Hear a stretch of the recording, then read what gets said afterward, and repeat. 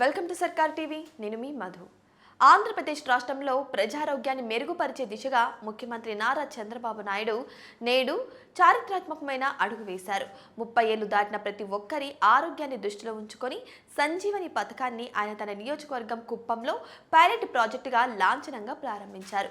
ఈ పథకం ద్వారా ఆ వయస్సు దాటిన పౌరులందరికీ రక్త పరీక్షలతో సహా సమగ్ర ఆరోగ్య పరీక్షలు నిర్వహించనున్నారు. ముఖ్యమంత్రి కార్యాలయం ఈ కార్యక్రమానికి అత్యంత ప్రాధాన్యత ఇస్తూ దీనిని రాష్ట్రాన్ని ఆరోగ్య ఆంధ్రప్రదేశ్గా మార్చే క్రమంలో కీలకమైన మైలురాయిగా అభివర్ణించింది.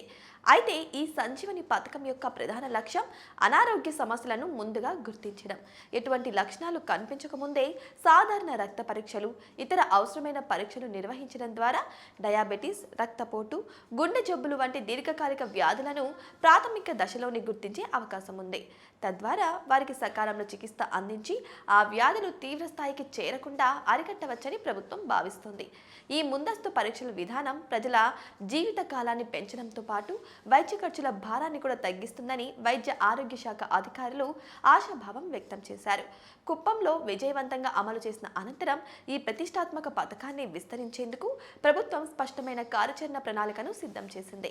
పైలట్ ప్రాజెక్టు ముగిసిన వెంటనే చిత్తూరు జిల్లాలోని మిగతా ప్రాంతాలలో కూడా సంజీవని అమలు చేయనున్నారు. ఆ తర్వాత ఈ పథకం ప్రయోజనాలను రాష్ట్రంలోని అన్ని జిల్లాలకు విస్తరించాలని ముఖ్యమంత్రి నిర్ణయించారు. ఈ భారీ కార్యక్రమాన్ని సమర్థవంతంగా నిర్వహించడం కోసం మొబైల్ ఆరోగ్య సేవలను కూడా బలోపేతం చేయనున్నారు.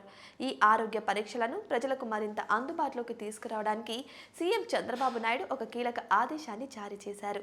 104 ఈ మొబైల్ వాహనాలలో కూడా ఈ సంజీవని పరీక్షలను నిర్వహించాలని ఆదేశించారు. ఇది గ్రామ స్థాయిలో మారుమూల ప్రాంతాల ప్రజలకు కూడా సులువుగా ఆరోగ్య సేవలు అందించేందుకు దోహదపడుతుంది. ఈ చర్య ద్వారా ప్రభుత్వం ఆరోగ్య సేవలను ప్రజల ముంగటికే తీసుకురావాలని సంకల్పించింది.